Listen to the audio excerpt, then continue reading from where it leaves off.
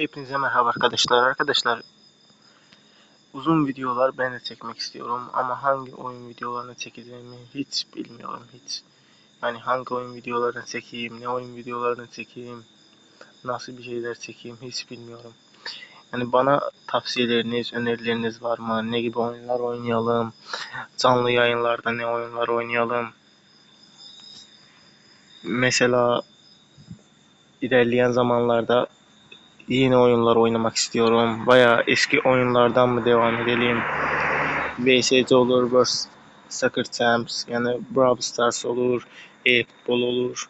Yorumları da bekleyeceğim arkadaşlar. Lütfen önerilerinizi bekliyorum. Bana yardımcı olursanız sevinirim.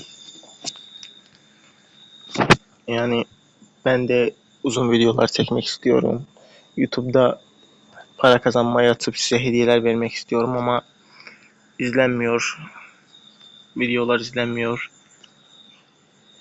Bana yardımcı olursanız sevinirim arkadaşlar. Olmazsanız da canınız sağ olsun. Yorumlarda önerilerinizi bekliyorum arkadaşlar. Hepinizi seviyorum. Bay bay.